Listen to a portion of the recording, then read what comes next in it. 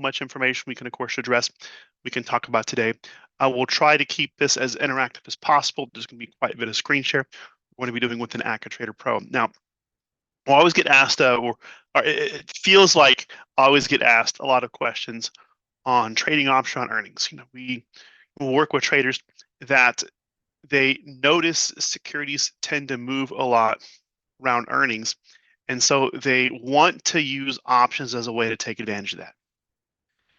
Now, that said, with options pricing, I'm sure everyone's, of course, at least familiar with some of the basics with the Greeks, with volatility and such.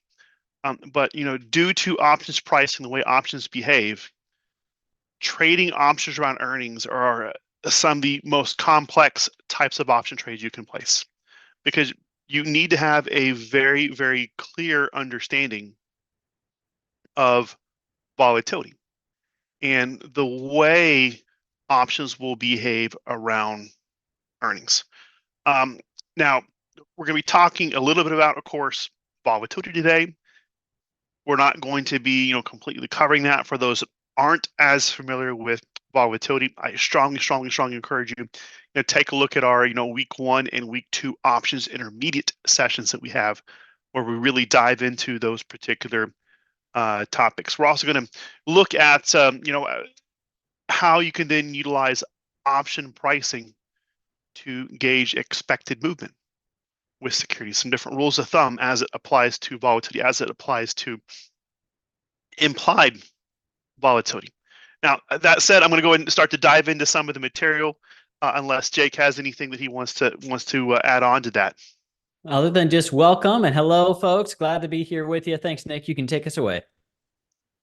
Perfect. So, couple of things, of course, as it comes to trading options around earnings. And one of the big things I want to touch on is I want to touch on volatility, specifically implied versus historic volatility.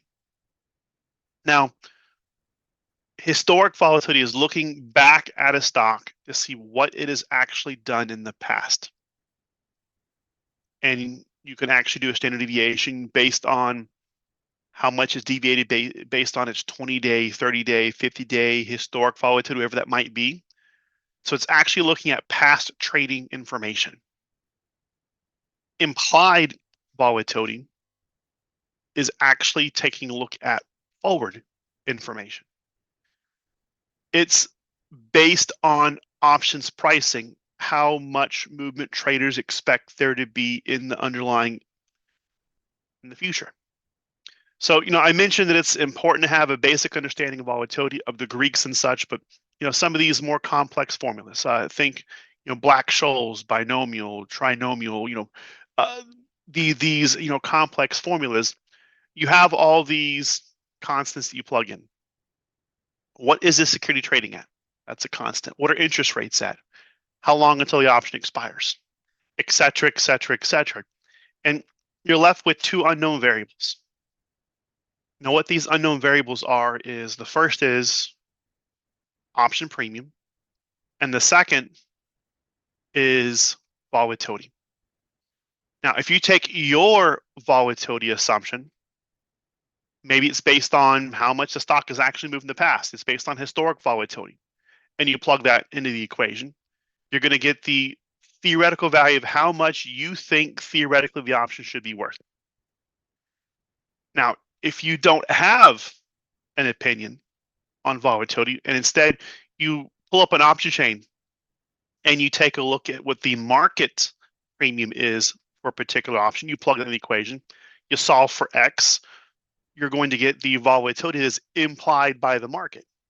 Now, I bring this up and I talk about this because many traders look at it and go, well, if implied volatility is less than historic volatility, what's cheap? We should buy it. Or vice versa, if it's more, we should sell it. And they forget that there's things that will push volatility around. So as we dive into this thought process, this topic specifically regarding around earnings, let's say we have an earnings announcement coming up. It's coming up tomorrow. Well, what might historic volatility look like? Maybe the stock has just been kind of going sideways as everybody is in a wait and see approach, in a holding pattern, waiting to see what happens with earnings. And so therefore, what the stock has actually done in the past is nada. Now, maybe it's actually even a little bit less than previously because, again, traders are waiting and seeing. And you might see where, HV10 is even lower than HV20 or HV30. And again, historic volatility is based on the last 10, 20, 30, however many trading days versus calendar days. Now, that said, what about implied volatility? Well, if earnings is going to be announced tomorrow, well, what might you expect the stock to do? You might expect the stock to potentially move quite a bit, up or down. Or, maybe you don't expect it to move as much. You expect it to be a non-event. And that can be your trading thesis too, and there are ways to take advantage of that. But in general, traders expect a security to move over earnings more than any regular day. So if a regular day, a stock might move 0.5% in a day, they might expect a 3% movement due to earnings. Or it might move up 1 to 3% because it's a tech stock and they do that. Well, maybe they might expect a 5 to 10 to maybe even 15% movement overnight due to earnings. So as such, implied volatility, of course, based on option pricing, traders are going to price in this movement that they expect the stock to move a lot more in the future. So therefore, you might then see a situation like this, where implied volatility, looking forward into the future, traders expect the stock to move more, much more than it did in the past. So naturally, implied volatility is going to be higher. But what about the day after earnings was announced? And now traders just expect it to go sideways some more. Implied volatility, drops down because the new expectation is going to go sideways. But what if the stock did actually move? Well, now historic volatility might be really high while that day's movement is priced in. So 11 days later, HV10 won't include that, and it's going to drop back down as well. 21 days later, HV20, etc. And so it's a little bit of a fallacy there on saying, well, just because IV is higher than HV, I want to sell it, or just because it's lower, I want to buy it, because it really comes back to what is your expectations going forward. If you think, even with implied volatility being where it's at, there's going to be an even greater movement, you should be a volatility buyer. If you think, even with volatility being as low as it is, there should be even less movement, you should be a volatility seller, irregardless of whether implied volatility is different than historic volatility. Now, if you don't have a clear expectation, maybe it's something like the S&P 500, where there's not really an earnings announcement, though the S&P 500 does have events like Fed days that have been moving things around. But let's say it's something that doesn't have a particular day where it moves a lot any more than any other day, or let's say earnings is 40 days out, so more than 30 days out, and it's been more than 30 trading days since the last earnings. Well, then if traders just kind of expect this to keep doing what it was doing, and there's not a big event that could move things around, well, then traders might look at it and go, well, historically, this a 28% volatility in the past. We expect it to be 28%, plus 2, 3, 4% because of a little uncertainty, and so maybe 30 to 32% in the future.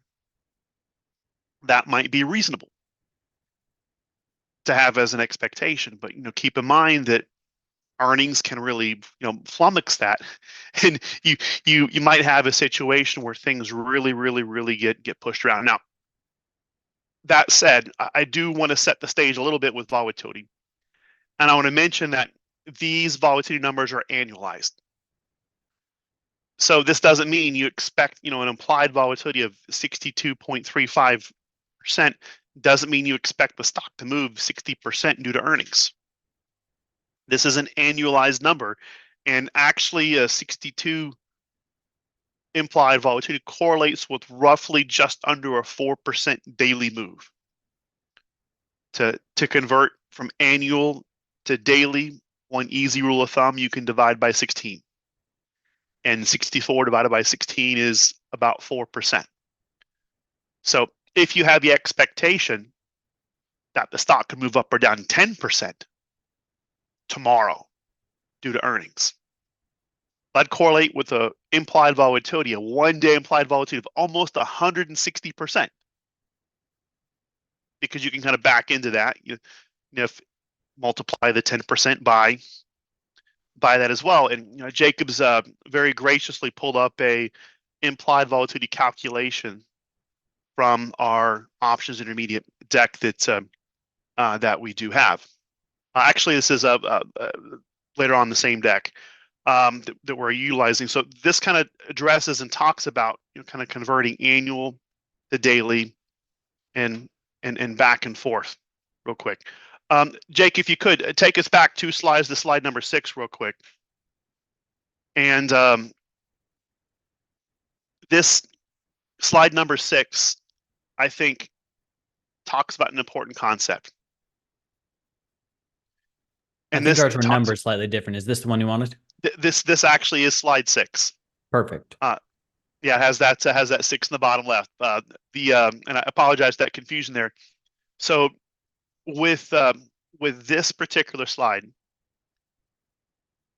it highlights the relationship between supply and demand. And that if you think a stock is going to move more than what the option market's pricing, what might you do? You might be inclined to buy an option. And if you think an option is currently trading for $1 and it should be worth $3 or $4 or $5, you're going to buy it. And you might buy it and then it goes up to $1.05 and $1.10, and maybe it's all the way up to $2 now. And you're finally going, well, it's worth $2 now. I think it should be worth $3 to $4. It's not worth it for me to buy anymore because the risking $2, maybe make another $1 or $2, that's as much as I want to risk. Well, on the flip side, you might have traders that are going, hey, this security isn't going to move. I think this option that's trading for $2 is going to be worth 50 cents. And they might then sell it and sell it and sell it until it pushes it down, until it hits that point where they're like, that selling anymore just isn't worth it. And you'll find a balance there between the buyers and the sellers. Those traders expect more volatility, are going to buy options, resulting in higher premiums. And again, plugging that option premium into the equation, you're going to get a higher volatility implied by the option premium. And then vice versa, as traders sell it, you're going to get a lower volatility implied by option premiums. This particular concept, I think, is absolutely critical as it relates to trading option on earnings. And if you're less familiar with these concepts on volatility, I remember I was in a presentation with a gentleman named Peter Lusk, who I believe has since retired from the Chicago Board of Options Exchange. And he was presenting on volatility, and he mentioned to the audience that after his presentation, if you can walk away with only 25% understanding, from 0 to 25% of what he talked about, he considered that a success, because this information is so weighty, so important, so foundational to option trading. So with that, Jacob, I know I've covered a bunch of material as it relates to volatility implied versus historic pricing, kind of the importance of this. What more might you add to what we've been addressing so far? What else should we clarify a little bit on? Well, I do hope that folks can walk away with more than 25% understanding today. We'll do our best to make sure that happens, but ask your questions. If you find there's a few things going over your head, send them in through the question and answer. We'll do our best to clarify and continue to build upon those. These are so important, like you say, Nick, and that's why even 25% would be worth your while. But nonetheless, let's take a look and understand. Maybe we can start putting this in terms that make a little more sense. IV, HV, volatility, these are terms that maybe you didn't expect to think about in relation to options around earnings. But we received a phenomenal question, this one coming in from Joseph, saying, how much time is it that generally before the earnings date that the implied volatility starts to increase? And we've got a chart here that can show us some of that idea, but there's a few things that we need to think about as we answer it and work through this. So Joseph, I already told you, but this is a phenomenal question, and thank you for sending it in. Look at this chart with me. We have two lines on it. We've got a kind of yellowish line and we've got a blue line. Hopefully everybody can see those. I know it's relatively small print, but as we see our yellow line go up, that implies a increase in the IV, or implied volatility, the forward-looking expectation of volatility. And when that orange line goes from way up here down to way down here, that tells us that implied volatilities decreased during that time frame. Now, the decrease we've already talked about. Nick explained to some degree that before earnings, there's this big monster in the closet, a big question mark that might move the market in a big way. Up, down, we don't know. Maybe it'll do nothing, but there certainly is a big question mark, an unresolved moment. And that's why there is high implied volatility. And that's why immediately after the earnings, the implied volatility tends to drop and drop substantially. However, we notice that there's also this dramatic leap up in implied volatility. And to answer your question, Joseph, the leap up in this is 30 days prior to the earnings event. However, that is not when the implied volatility increases. Rather, there's a strange thing that we need to take a look at and understand when we measure these. Implied volatility is calculated on a option by option basis. Every single option, be it a call, be it a put, choose a strike price, choose an expiration, it will have its own individually calculated implied volatility. So how do we get a graph like this for a stock of its implied volatility over time? Well, we have to do some kind of fancy averaging, smoothing this out to create a continuous stream of implied volatility, even though the reality is the implied volatility changed over time from one contract to another. So why is it that it spikes up here 30 days prior? It spikes up prior because now we're looking at the time frame that includes earnings. Let's head over to Active Trader Pro where we can take a look at this. Here I've got the NVIDIA chart in front of us. And as we glance over this 2-year-long chart and think about what NVIDIA has done during this time frame, on the whole, it's gone from bottom left to top right. It's done so in a pretty expeditious fashion, up, up, and away for NVIDIA. But we do notice, if we zoom in, there's a little bit of a gap that happened over here and a smaller one right here. But there starts to be these hurdles in the stock price. And if we go ahead and add our earnings flag, we can see that these correspond with the various leaps that the price made in its otherwise smooth sailing journey. Knowing that earnings is a relatively large event, an options trader would look forward and be aware of upcoming earnings events. So if we go ahead and take a look at the vol indicator that we can add here, VOL, to our chart, it will add for us the implied volatility and historical volatility, very similar to what we just saw on our slides. And we see that same thing, an increase in implied volatility, then a decrease, increase, decrease, increase, decrease. But the reality is it's only increasing because if we go ahead and switch over to our options chain, suddenly we are getting closer and closer to the earnings date. You'll notice we have a little E here on the earnings, on the options chain that shows us what's happening and when this earnings is coming. Now, the earnings is only a few days away, May 22nd. When it was 31 days into the future, this line down here, our yellow line for implied volatilities, didn't yet include that. But as it becomes part of that calculation, oh, suddenly there's higher implied volatility. It's not to say that option traders observed a dramatic change in the value of options during that time frame, but rather the calculation, which we see suddenly we shows that as we take a look. So be aware that that is definitely a consideration that we need to be aware of. The increase is already there. In fact, as we take a look at these ones for May, clearly it's already on people's minds for this time frame. But what if we jump over and take a look at a stock that's further into the future before it releases their earnings?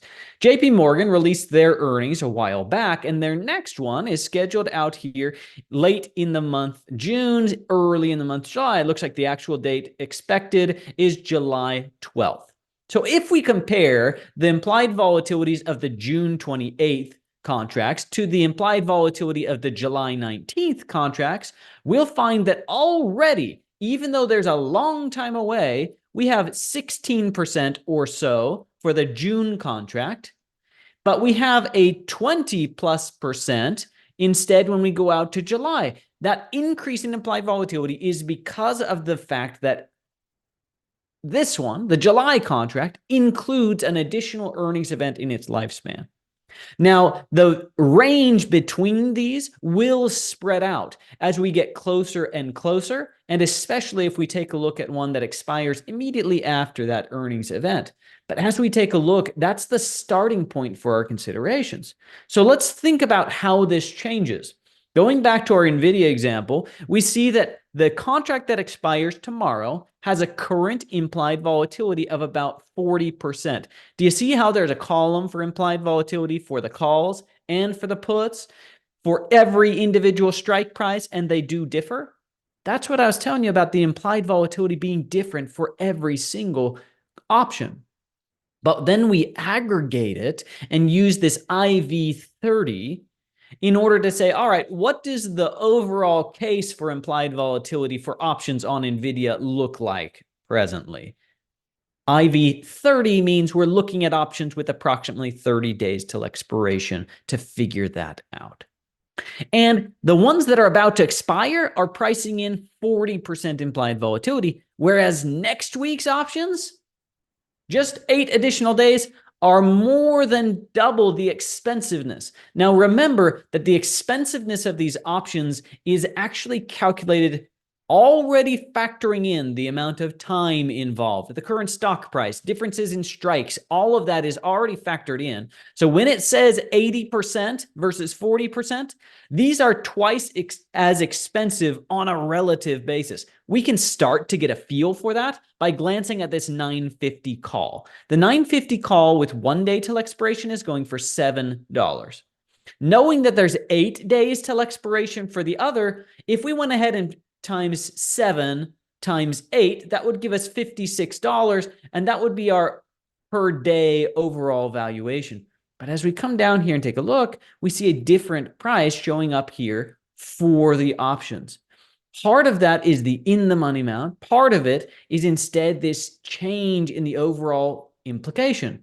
But because there is more time involved, this is a much more expensive option on a relative basis. 8 times more time, but also a lot of extra juice in there, implied volatility included in this calculation. As a result, we're looking at this overall pricing coming through at NVIDIA with much more expensive options. But if I look longer into the future, it doesn't necessarily hold that this will stay the same as we look into the future. Let me narrow down our strike prices to just look at 950. And as we look, the expiring tomorrow option going for 40%. The one a week out, including this earnings event, has a lot of extra pricing involved in it, 81%. But then as we go further out into the future, to the June, to the September, even out to December, we look in here as a variety of these pricing differences. Now we get back over the long term to something like an overall expectation for implied volatilities to be somewhere near this 40% or so. This is what we want to consider as perhaps normal for an option on NVIDIA, at least presently. That changes over time. But as we look at these, we can say, all right, somewhere between maybe 40% and 48%, maybe somewhere in there is where implied volatility for NVIDIA belongs currently. If that's the case, then these ones here are very expensive. Maybe that's with good cause. As we saw on the chart, there has been instances where the price has moved in a huge way during the course of that earnings event. It has gone drastically up on a repeated basis. There has been a few where it did not. But Nick, I heard you say you have a couple of different screenshots or prepared ideas related to this NVIDIA strategy. I do. So let me go ahead and I'm going to steal the screen real quick with NVIDIA. And some things I want to share about before we get more complex is I do, of course, want to talk about how I've worked with some traders that they might buy an option 30 days out. Trying to, again, take advantage of that rush and crush of implied volatility. And specifically, what they might do is they might buy an option with the expectation I want to sell it in 25 days, a couple days before earnings. Well, what they'll miss is they'll miss the fact that as one day goes by, well, there's still time decay in the option. The option is going to lose value due to time decay. And with that, now maybe it should lose 5 cents due to time decay, but only drops 2 cents. It dropped 3 cents less than it was supposed to. Well, there's Vega associated with this. And so if Vega is, let's say, 3 cents, then since it didn't go down as much as it should have, well, implied volatility had to have gone up. And so what these traders will wind up have happening to them is they'll buy this option. And maybe they might spend $2 buying this option to try and take advantage of implied volatility going up. Fast forward 25 days, well, the option's worth $1.25, but implied volatility did go up. But the issue is that if time decay just went by like it was supposed to, if implied volatility didn't go up, this option might have only been worth 25 cents. And that's what happened there. It's just decayed at a slower rate than they should have. They didn't profit off of that IV actually going up. So I wanted to caution against that as we move on. Now, let me shift over. I'm going to talk about NVIDIA a little bit. I'm going to talk about some different things you can look at with this security to kind of trade around earnings. Now, I do have a quick screenshot that I grabbed from from our friends at LiveVol. This is kind of their information on how much they feel an option the options market is pricing in the security will move. Current implied move about 8.5% based on options market. You can kind of see what it's done in the past, what it's expected to do, in the future, so to speak. So with this, let me shift back over to the option chain. And I'm going to pull up the option chain for NVIDIA. And something you can do is if you add the at the money call with the at the money put, you're going to get the approximate expected move between now and when the option expires. So we see the at the money call, 945. Or we could use 950 as well. But about $48 and about $44 kind of combined, it's close to about $90. This is also including movement tomorrow and today, not just due to overnight with earnings. And so a 8.5% expected move with Nvidia being $950 a share is about an $80 move. And we can see, we're able to arrive at that conclusion Livevol had, get to something close to that by just kind of looking at this. Now you could also take this IV here and you can take a deeper dive.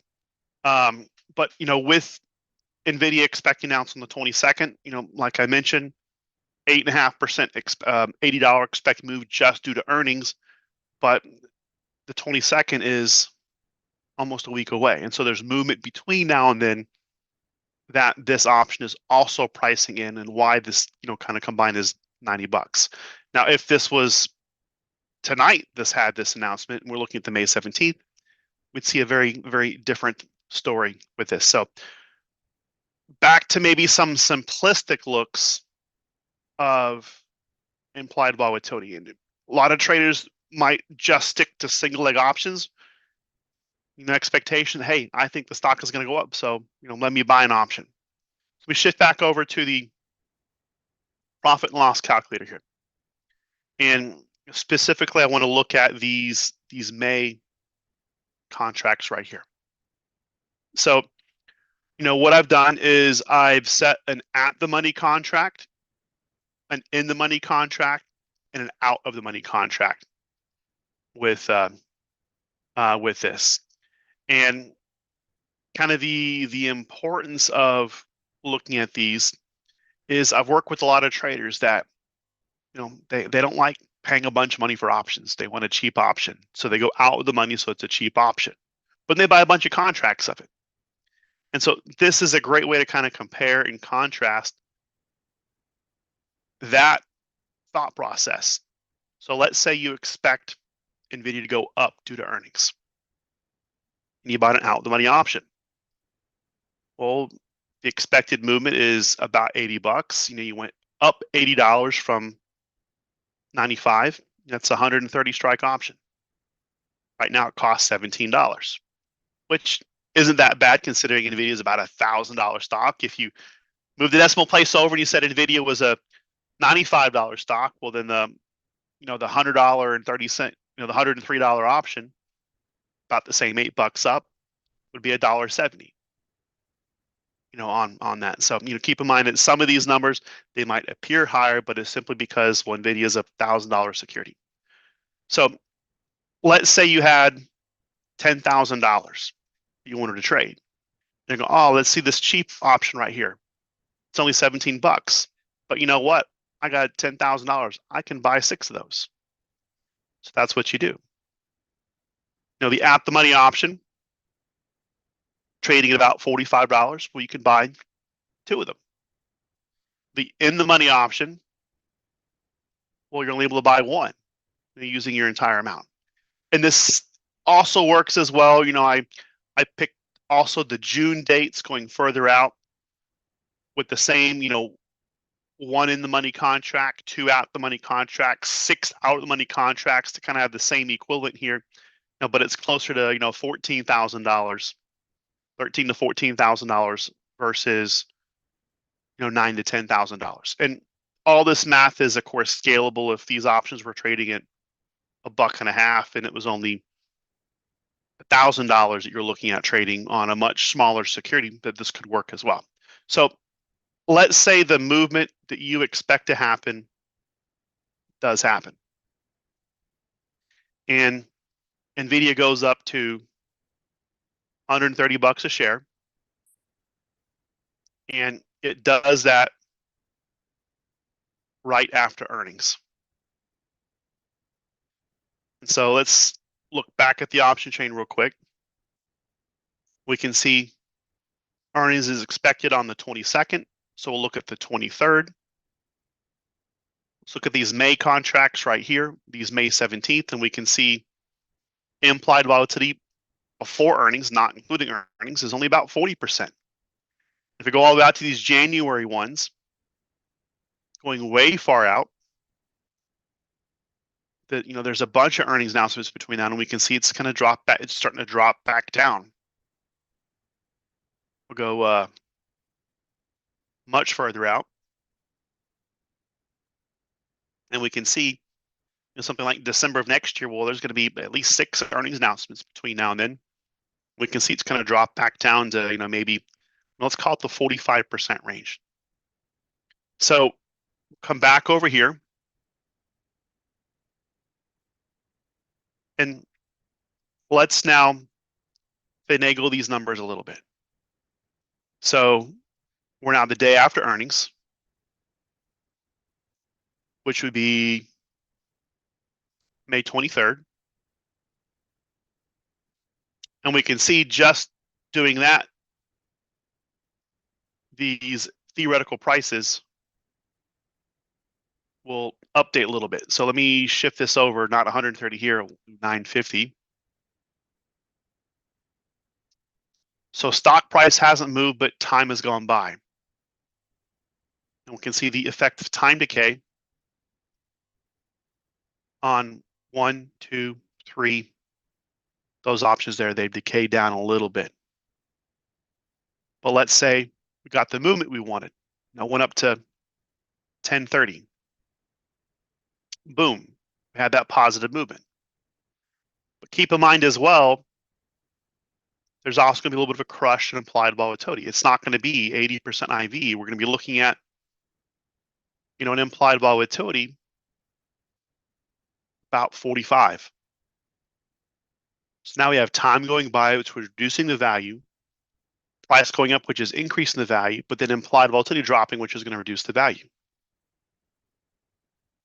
Now look at these 3 values right here. If you bought the out of the money option, take a look at what your gains and losses would have been. You'd have spent $17 for it. You got the movement you expected to happen. It's not only worth 8. You're losing money. And actually, if this only moved, let's say only moved up to 1,000, you're at a near total loss on this. So cheaper wasn't necessarily better on this. Let's take a look at the at the money option. If you had your movement that you expected to have happen, it went up to 1030. Well, the at the money option was worth $80. It not quite doubled on here. $80, having spent 45 on it, it's about a 77% upside movement. The in the money option, worth $160, you spent 94 on it. It's about a 70% upside movement. So both the in the money and the at the money option nicely moved up. Now let's say again, it went up, but not up as much as you would have hoped. Well, the at the money option is just about breaking even, but the in the money option is still very profitable. What about if NVIDIA is flat?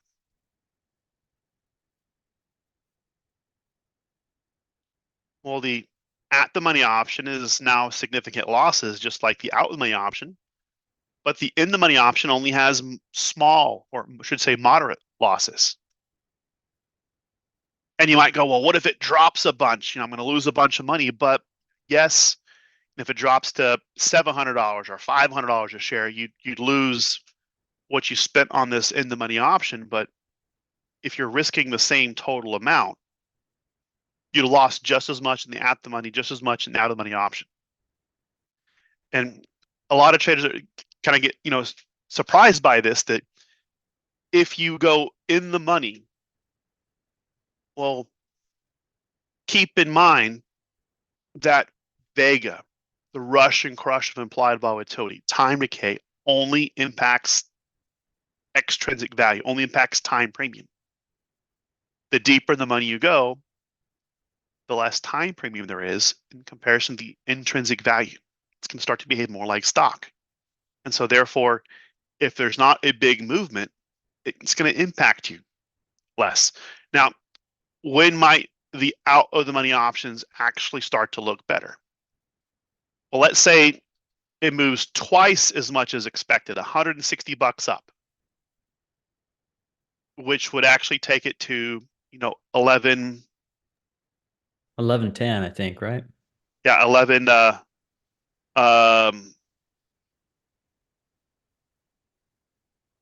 yeah, 11.10. Sorry, the math was eluding me there for a moment. I was missing a one in there. Well, it goes up to 11.10. Now, what does it look like? Well, this out with the money option, it's worth $80. You spent 17 on it. A 370% return. That's real nice on that. But what about the at the money option? $160, you spent 47. It's still a 240% return versus a 370. Still great return on the at the money option. A little bit of the trade-off being, if it doesn't move as much, you're still profitable. What about the in the money option? $240 risking 95. Only 150% return. So if it does move twice as expected, well, then the money option has a 150% return versus a 370% return. And if this happened to go up even more, it really moves up. Well, now the out with money option, you're going to have a much higher return on your investment, or return on capital, than you would have with the in the money option. So really the trade-off is if you're wrong and it doesn't move as much, the at the money or in the money can be more forgiving. And that kind Where of makes if you're, sense, right, Nick? yeah, In the end, if we have a possibility of a higher return, we should expect higher potential risks to go hand in hand with it. So here we're exactly. seeing that play out in a very clear format. We're having a more risky investment by buying the out of the money calls, and that pays off if it pays off. But if it doesn't, oh boy, it comes back to hurt you real bad. What I like to think of is these options are on a sort of a sliding scale. If we were to put this to the ultimate extreme, and instead of looking at an 870 call, looking at a call with a 500 strike price or a 200 or a 100 strike price, well, we would see the same pattern show up. The deeper in the money it goes, the more flexibility we would get, the less intense our immediate losses would be from a short-term, small flattening of the stock price. Whereas if it goes up, up, up, we would still profit, but our percentage returns would be less. And do you know what that sliding scale is? One of them is acting more and more like stock and less like an option. So if you wanted the extreme ultimate option only version, you're going for out of the money, very short term. But the more time we add to our contract, well, that's more similar to stock. The deeper in the money we go, the more it acts like either long stock or short stock, depending if you're working with calls or puts. But that's the principle that we're looking at. And you'll find that that trade-off tends to hold up to scrutiny regardless of the way we look at it. With that NVIDIA example perhaps exhausted, let's go ahead and take a look at the next one. This one comes in courtesy of Jim, and thank you, Jim, for joining with us. Longtime viewer, we appreciate you here day in and day out. But you sent in Palo Alto Network. This one also announces earnings next week, so we've got some similarities there to NVIDIA. Thanks for the timeliness of the suggestion. But as we take a look, I've brought up a 2-year chart for Palo Alto Network, and I've done a few lines here to add in relation to some of its recent earnings. Specifically on the earnings chart, I drew in from previous close to close after earnings for the largest 2 moves on here. The biggest down, off by 28%, and that was just 3 months ago. Now, the price quickly recovered a good portion of that decrease, but nonetheless, as an options trader especially, this overnight move is enough to make or break your trade one way or another. Unlikely you would still be in it several days later if truly earnings was what you intended to trade. However, if we go ahead and glance back over here to the earnings in August of 2023, this one was instead the positive surprise. The stock price leaped up by nearly 15% overnight. However, I've also drawn in a few other lines that perhaps you did or perhaps you did not notice. These ones measuring the change in implied volatility for 30-day till expiration options prior to and after the earnings event. And it turns out, even when the price went down or up, regardless of the direction, the earnings event tended to have a dramatically negative impact on the implied volatility. That dramatically negative impact on implied volatility is, like we were saying, the resolution of that question mark. Good, bad, or ugly, and it has been bad and it has been ugly.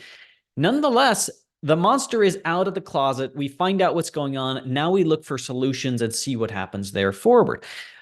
Nonetheless, we saw 30, 40, 40, 30, 25, 30, 30% decreases in implied volatility. We don't know what will happen this time around, but it would be reasonable to expect something like 25 to 40% decrease in implied volatility based on what occurs in that earnings event. So let's go ahead and swing over to the profit and loss calculator and take a look at a few things. Jim said he's been eyeing up a few different strategies. And I'll tell you what, on the one hand, looking at the price go up by 15%, down by 30%, well, that might lead many of you to think about buying options and profiting from that substantially large move that could show up. But note that that was only on 2 of the last 8 earnings. The others were smaller. We don't know what this one will be, but those were the outsized substantial moves. Nick did a great job of walking us through buying of the calls. Let's see what it would look like instead if we focus in on that implied volatility scenario. If I have this strong expectation that implied volatility will decrease, well, that's enough to start us on a thesis. If we want to trade on the basis of an expectation of decreasing volatility, what we are looking to do is take our options trade and focus on this Greek. Technically, it's not a Greek letter, folks, though the others that we usually talk about are. But Vega is our representation of the option Greeks for changes in your option premium as a result of a change in implied volatility. So if implied volatility goes up, a positive number for Vega would mean your options premium would also go up. But if we expect implied volatility to go down, well, we need to find the options with negative Vega. We see that our puts have positive Vega, so we flip over to the call side of the equation, which also has positive Vega. An increase in volatility will increase prices of options across the board, calls and puts alike. However, we don't have to be a buyer of options. If we instead choose to be the seller of these options, not the buyer, suddenly our positives flip to negative. Now we have a benefit as a result of a decrease in implied volatility. Let's go ahead and swing over now to the profit and loss calculator and see how this would play out in a variety of scenarios, just like Nick just relayed. This is exactly how I would play out the scenario for you as well, Jim, but I'll tell you some of the key points to watch closely for as you compare strategies. Instead of looking at a single leg trade, we're exploring 2 different types of multi-leg trades. This first one is a 4-legged beast known as the condor, specifically an iron condor. The short iron condor includes selling a call and selling a put, and those strike prices will be in the middle. And on the outsides, we have bought 2 options, a put and a call respectively. So we bought a put at 280, we sold a put at 310, we sold at 330, we bought at 360. If this is the first time you've come across this, I know that's a lot to try and internalize. Don't stress about the details for right now. The key is that if this strategy wins, it wins by the stock price ending right here in the middle.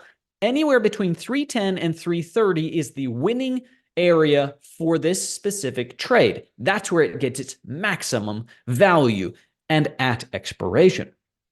However, it could profit even if the price came down to 290 on the low end, up to 348 on the upper end. Essentially, we're putting guardrails on the stock that we're saying we expect that there is likely to be a decrease in implied volatility, and that's going to help us. That's what we want to see.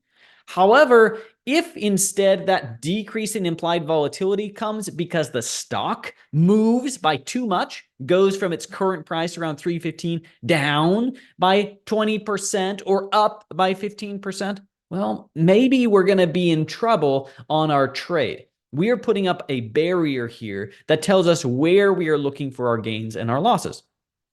Luckily, we can go ahead and plug this into the calculator in the same way Nick displayed for us and answer that question. What would happen if the stock stays right here at near its current price, but the date advances to, in this case, May 21st? Palo Alto Networks will be reporting their earnings on Monday, the 20th. But the 21st, so after earnings, time will have passed. What did that do to our trade? That change alone already yielded for us a $75 profit, just the passage of time. That's because we have a positive theta. Time passing will benefit this strategy as it stands. However, as we take a look and then focus on our implied volatility change, we said it might decrease by as much as 40%. I'll put in minus 40 on here and see what that does to our profit. Now our profits are looking much better. Now we're looking at a $600 profit instead of our original 75. In other words, the decrease in implied volatility is enough to amount to 10 times the potential profits on this trade. Would you say that this is a volatility trade? I would say this is a volatility trade, folks. This one, we are looking at that dramatic possibility of volatility coming down. What if it doesn't come down that much? We saw some where it only dropped in implied volatility values by 25%. If that were to occur, still our profits go from $75 to nearly $400 from staying flat. That's if the stock stays right here in the middle. But remember, the stock could move, could go up, could go down. What if it does? What if it decreases? As we saw in our example, if we go back over to our chart, let's remind ourselves the percentage changes. We saw a decrease of 28% or an increase of nearly 15. Let's call it 30 and 15% for rounding purposes. If we take our current stock price at 316 and increase it by 15%, that would be timesing it by 1.15. We would be looking at a price around $363 per share. Let's go ahead and plug that into our calculator, 363.40, and hit enter. Even with the decrease in implied volatility, time passing, both of which are helping our trade, the increase of 15% on our movement did put us outside of this break even and yielded, in this case, a loss of $271 on the trade. Our worst case scenario, folks, is $1,185 loss. So we are down decently. However, there is still room that it could get much, much worse. What if instead we saw the price go down from 316? It dropped by 30%. Well, now we'll multiply by 0.7. That would take the price down to an astounding $221 per share. If this occurred again, like it did last time, $221 per share would be a decrease of a substantial magnitude all the way over here. We weren't even looking at this on the chart before. At that point, instead, we'd be looking at a loss of effectively our entire worst case scenario. 1185, our worst scenario, has been realized there. All right. So if those were the cases that we're looking at, using a trade like this, Jim, is a expectation that the market is getting it wrong, that it's not going to make that gigantic leap downwards, nor the largest of its leaps upwards. Either of those would result in a loss to this specific trade. Rather, you're looking for anywhere in between as your area for profits on the trade. Knowing that that's the case, seeing that that's where we could end up, this is how we would analyze this specific trade. Nick showed you what it's like to compare 5, 6, 10 strategies at once and look at their profits and losses. That works as long as they are simple strategies. And here I'm going to define simple, maybe different than you would have. I would still call this strategy simple because, crucially, our expiration date is the same for every single option. Even though there's a lot of them, we have the same expiration. If I go back and reset this back here to our starting point, we see that at our current values, we'd be looking at really a pretty simple viewpoint. But on these other two that I've prepared for us, these are calendar spreads that take advantage of the difference between pricing of short-term and long-term options. We look at this. What if we were to say we wanted to still work with the June 21st option, but let's buy that one and sell those really expensive May 24th options that expire just after earnings? We can get the same strike price, but an entirely different date for a net cost of $4.50 right now. And that creates this shape on our profit and loss diagram. Folks, if you ever look at a profit and loss diagram and you notice, as we see right now, that our lines are not straight lines, they are gently sloping lines, sloping up to this peak, sloping down to this peak, you have what I would call a complex strategy, one that includes more than one expiration. And as a result, we need to be careful with how we interpret changes to implied volatility. Right now, the implied volatility on the short-dated option is 84, the long-dated option at 49. If we were to say we want a decrease in our implied volatility of 40%, it's going to take each of those down by 40%. That may not be appropriate depending on what you're looking at. Remember that you do have different values. Maybe you say, you know what? I think that after the fact, after the earnings, we're going to see Palo Alto Network revert back to this level on its implied volatility, kind of a floor where it has been in some cases, or maybe I'll move it just a notch higher over here to account for what happened in 2022. Maybe it's going to come back down to 35 or so, 34.50, we'll call it. If that's the case, I would encourage you to flip this little drop-down menu to IV value. And instead of using the percent decrease, let's go ahead and tell it, force these to be a specific value. Let's have it go down to 35% implied volatility. You'll notice that now our implied volatility for each contract has been forced to 35. No longer a percentage change, but rather a fixed value at 35. If that were to be the case, here we've got some possibility of profits. Now our maximum gain comes right here at 320, where I centered the strike prices at an $848 value. However, we would have to hold this all the way until the short option expires in order to get something like this value. And the change in price is all based upon the relative values of the two options over time. When you use a calendar spread, that's the name of the game. Relative change into very different but similar options.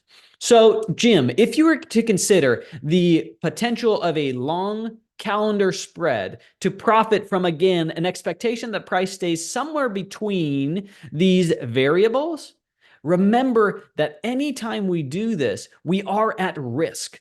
The largest risk that exists for this given trade is actually surprising. The largest risk is if the stock goes way down. Let's put it back to our $221 price of a worst case scenario, or at least worst in the last few years, and we see that our value comes all the way down to $450. Remember, that was our maximum cash into the trade. But we notice that if the stock were to instead go up, on the upper end, we got to $363 per share. And if we went up by 15%, like it happened previously, well, that would actually also result in a loss growing and growing depending on the magnitude of this move, again, to our worst case scenario. When you work with calls and call spreads, usually up means winning when you buy the call spread. No longer the case when you have moved out of a vertical spread, a bull call spread, a bull put spread. Well, instead, now we are looking at a calendar spread. Calendar spreads instead are a bullseye target, very similar to your iron condor. When I hear somebody using these, I want you to tell me that the only reason you are using this is because of the relative valuations of the May contract versus the June, or the June contract against the July, or whichever two you choose to put in play. Yeah. And if you don't have a clear answer for why that should be the case, choose a simple strategy. Again, where simple means have the same expiration so that you don't get blindsided by this. Which of these is preferable, Jim, will amount to where you expect the stock to move, weigh out the pros and cons between them. You can get into these calendar spreads at a pretty small price, $3.60 to get access to these shares. But remember, your maximum gain is also relatively small and is based on the relative valuations post-earnings of the two contracts. Essentially, you're saying you think that the short-dated option is going to decrease in its implied volatility so much more that it will offset the potential change in price. That was a mouthful, Nick. Go ahead. Yeah, to put it simply, kind of what you were addressing there is when you're doing a calendar spread, you're buying what you feel is the cheap implied volatility option, selling what you feel is the expensive implied volatility option. So with this, you feel that the June 21st option is expensive with implied volatility, and that the July 19th option is cheap. So in essence, you're trading off the expectation you feel the stock is going to go sideways for the next 30 days, and then it's going to move a lot, which is a little bit more of a complex type of trade than even just around earnings. Now, that said, one use case for this might be that if you were to simply sell the at the money straddle and the stock really moved on you in a year or two, sell the 320 call and the 320 put, and the stock created $100 a share, you could be on the hook for a substantial amount of money. And doing the calendar could protect you a little bit from that, potentially. So that could be one use case, but you do have to realize that there's trade-offs with that. And one of the trade-offs is that for some of that protection, maybe you might not be making quite as much money if it stays still. And there's also the risk that things end up not behaving like you expect it to because of the additional complexity with that. So just some other food for thought with that. That's a great example you went through, Jacob. With that, though, I know we're just a little bit past time. Any last thoughts you have, Jacob, to kind of wrap us up?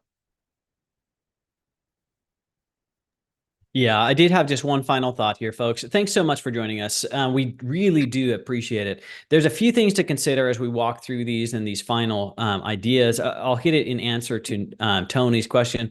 Tony says, can you roll over a condor or a calendar spread into the future, and how easy or difficult is it? When you do a multi-leg option, Tony, it will let you do up to 4 legs at a time. So if you start with a 4-legged strategy like a condor, you can't roll it all in one piece, but you could do half of it at a time and the other half, or you could close the entire thing and open a new one as you like. It still can definitely be done, but in general, these are not looked at as rolling strategies, but rather an open and a closed strategy. And now let's move on. Once we've got 4 pieces in the works, let's just accept the wins or losses over time. The IRS makes us do so anyway on our tax forms. May as well think about it mentally that way. If you choose to mentally account for it yourself, as a rollover instead, you do have to do the condor in multi-steps. But the calendar works just like any other strategy. Again, with the calendar, now you're dealing with different expirations. Now you've got the complexity involved in that yet again. I would encourage you to have a compelling reason why you are working with different expiration dates before you choose to step into the deep end of the pool, as it were.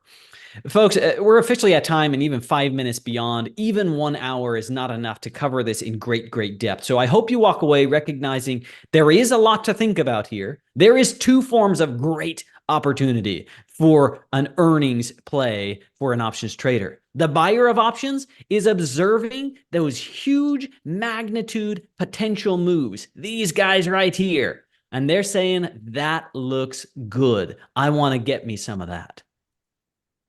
But the short option traders are looking at this one that shows up not 2 out of 8 times, but 8 out of 8 times and saying, this looks good. In the end, every single options trade amounts to a buyer and a seller agreeing on a fair price. Who will win in the end is based on the future, and neither you nor I nor Nick knows the future. Be cautious. Do not put all your eggs in an earnings trade basket. I like to think of trading around earnings as trading in a time machine. You are going to start your trade today, and your trade magically ages by 3 months tomorrow.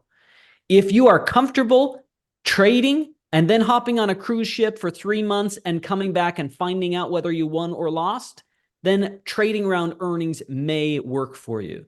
If that sounds completely uncomfortable, barring the cruise part, well, then you certainly need to give thought to whether trading around earnings is appropriate for you in the first place.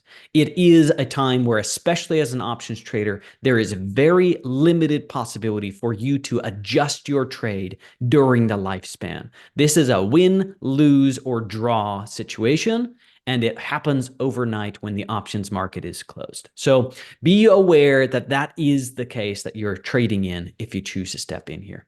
With that, folks, we'll go ahead and wrap things up. Any final thoughts from you, Nick? I think you really wrapped everything up there.